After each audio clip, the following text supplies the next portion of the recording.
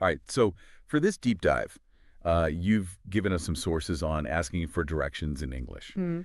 And I got to admit, at first I was like, really? Asking for directions? That's a whole deep dive. But then I started looking through these guides, these scenarios, Right. and it's actually like way more complex than I thought. It's fascinating, isn't it, how something so simple Yeah. can actually reveal so much about culture, about communication, all these Yeah. kind of subtle things that we do. We don't even think about it, but it's all wrapped up in politeness, Hmm. in local norms, like how we give directions even. Yeah, exactly. So whether you're traveling, learning English, or you just want to like navigate your own city like a pro, Hmm. we're going to turn you into a direction asking ninja. Or maybe even direction giving ninja. Oh, that's a good point. Yeah, got to be able to give them too, right? Okay, so the first thing that jumped out at me from all these sources is how much they emphasize politeness. Like, is it really that crucial? Oh, absolutely. I mean, think about it. When someone approaches you, maybe they start with, "Excuse me," or "Good morning." Before they even ask for help, it just signals respect. You're more likely to go out of your way for someone who's acknowledged you as a person. Yeah, like you're not just a walking GPS, Exactly. One source had this example. Excuse me, can you help me? How do I get to the nearest coffee shop? It's so basic, Yeah. but it works because it's like you're inviting them into this little quest. Mm-hmm. You're not just demanding information. It assumes good faith. It assumes that they want to help you. Right. And even if they don't know the answer, the politeness increases the chances that they'll at least try. Right. Yeah. So politeness, check. But now we need the words to actually ask. What kind of vocabulary are we talking about here? Well, the sources give a lot of examples, and what's interesting is how specific they get. So we see place names: High Park, Dundas Square, Queen Street, very Toronto-centric, but that's the whole point. You want to use vocabulary that's relevant to where you are. Right, right. So it's not just knowing, like, left, but knowing take the streetcar versus hop on the tube if you're in London. Exactly. If you're in London asking about streetcars, people are going to know. Yeah. You're a tourist. You're not from around here. I'm starting to see how this is more to it than I initially thought. So we've got place names, transportation. What other vocab gems are in these sources? Well, they really highlight the verbs and prepositions that are specific to getting around. Okay. So instead of just saying bus, you could say take bus number 23 or get on at this, stop and change to line 2 at... Oh, it's like you're learning a secret code, Yeah. but a code that actually helps you get around. And the more fluent you are in that code, the more confident you'll feel. I like that. Okay, I'm sold. But even with the right vocabulary, sometimes I feel like I struggle with being specific enough. What's the best way to actually phrase these questions? One source pointed out these modal verbs. May I ask?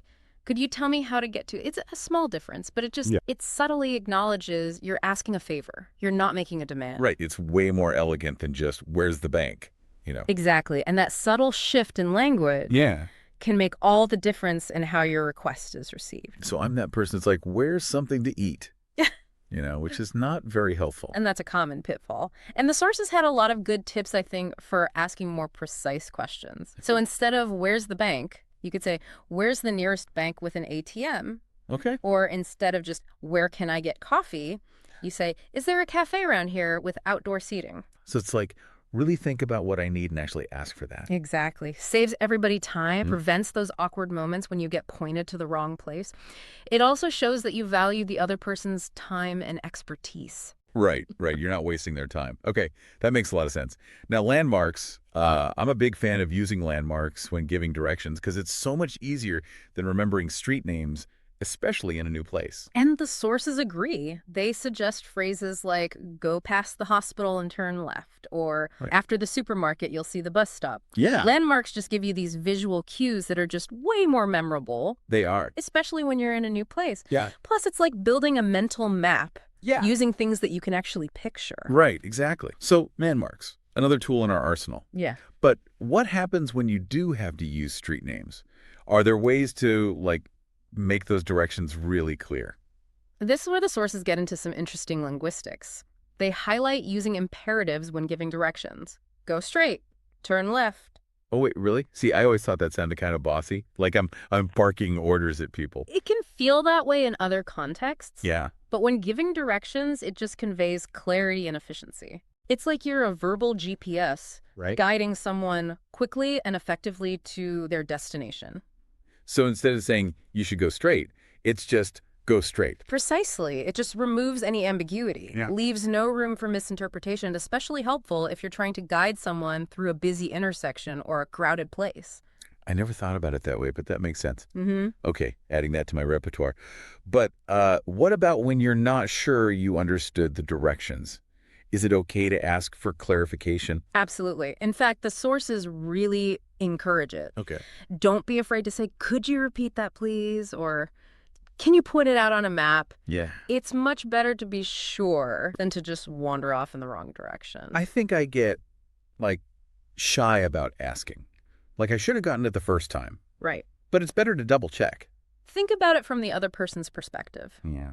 They'd much rather clarify than have you get lost because you were embarrassed to ask. That's very true. It's like they're invested in you getting there. Exactly. They want you to have the information you need. Asking for clarification shows you're taking the direction seriously, Hmm. that you're actually committed to finding your destination. Okay.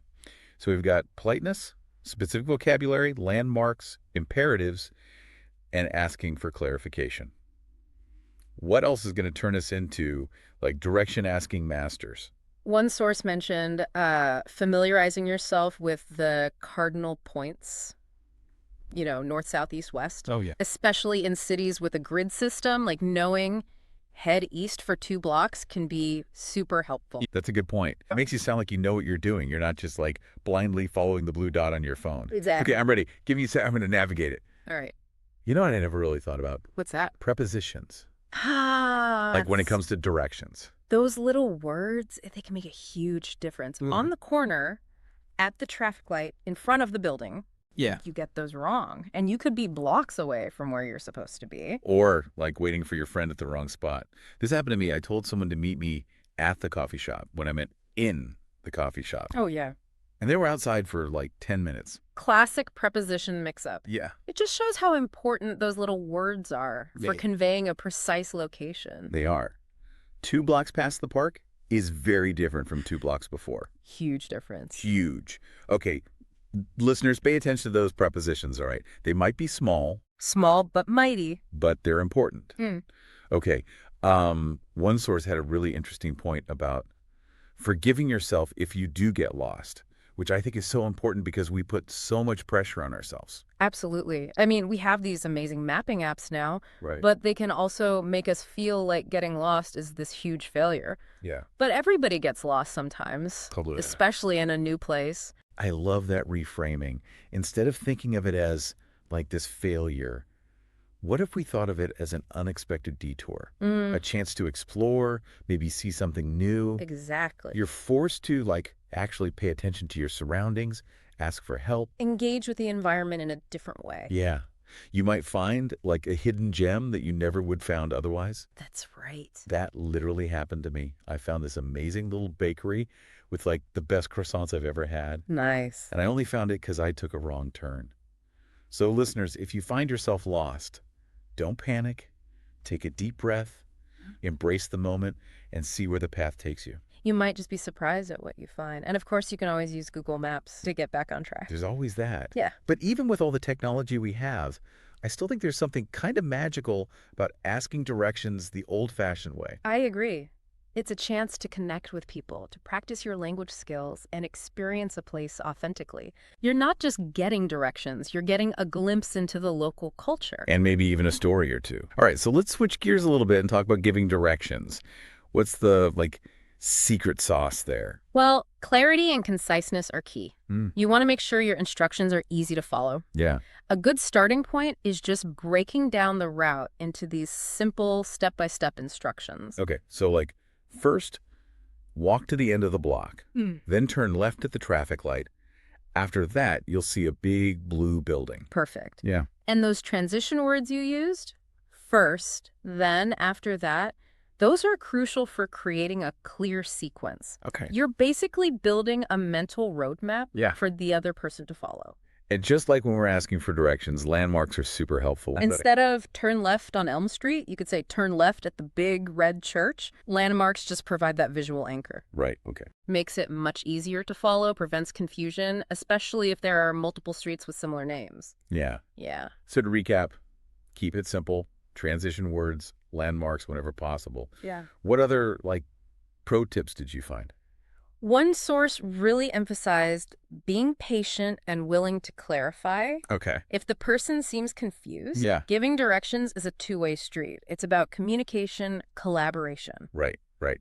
It could even be an opportunity to like share some local knowledge like, oh, when you pass that bakery, be sure to try their croissants. They're the best in town. It doesn't have to be purely transactional. Yeah. It can be a chance to make someone's journey a little more enjoyable. Okay, I like that. What about some specific phrases that come up a lot when we're giving directions?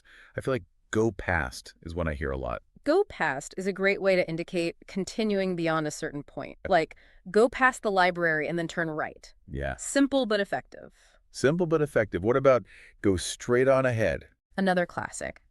Means continuing in the same direction without turning. Okay. Can be combined with other phrases like go straight on for 2 blocks or go straight ahead until you reach the traffic light. Oh, very versatile. Very versatile. How do we tell people to turn? Turn left-right is the most straightforward way, but you can add specificity. You could say, take the first left or turn right at the second intersection. Ooh, I like that.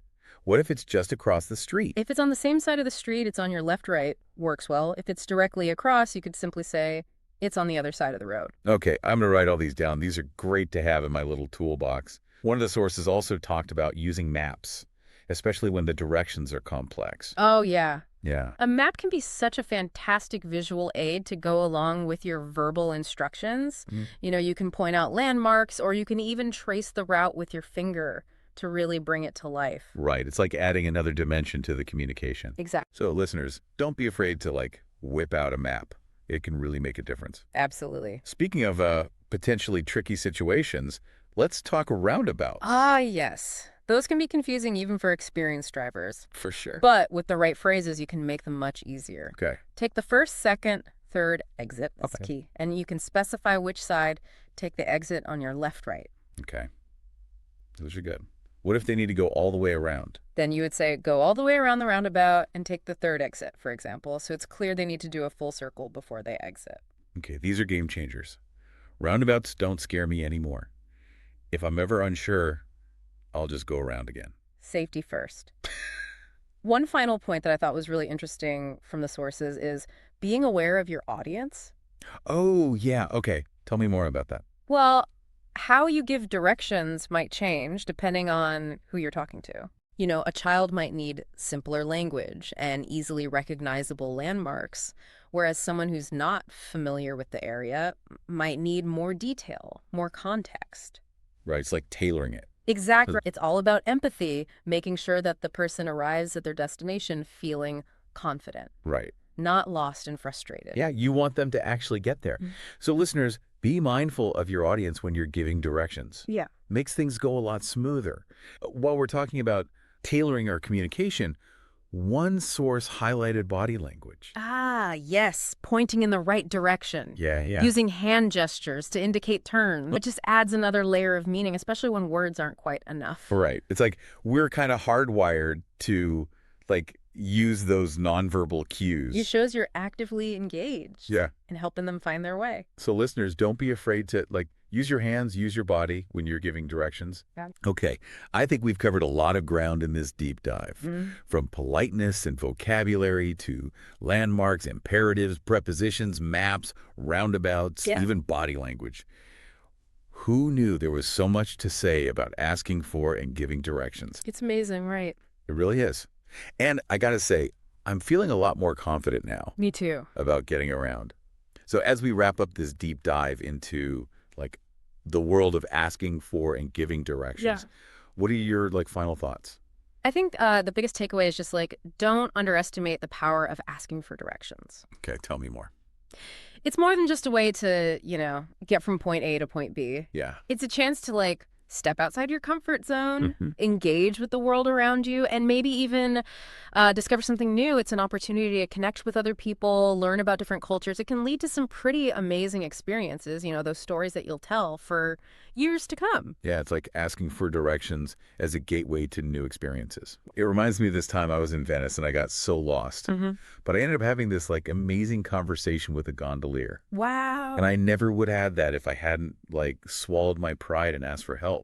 It's those unexpected interactions that often make the biggest impact. Totally. So listeners, the next time you find yourself feeling lost, don't hesitate to ask. You might be surprised where it leads. And if you're giving directions, just remember all those tips we've talked about. Be clear, be concise, use landmarks, be mindful of your audience. Don't be afraid to use those hand gestures. Right. Yeah. And most importantly, have fun with it. Mm, Exploring the world, whether it's a new city, your own neighborhood, it should be an adventure. well said. And who knows, you might even make a new friend along the way. All right, so I think that's it for us, but we want to hear from you. What are your best tips for asking or giving directions? What are some of your most memorable experiences with getting lost or helping someone find their way? Share your stories with us. We'd love to hear them. Yeah, we'd love to hear them. Until next time, happy exploring.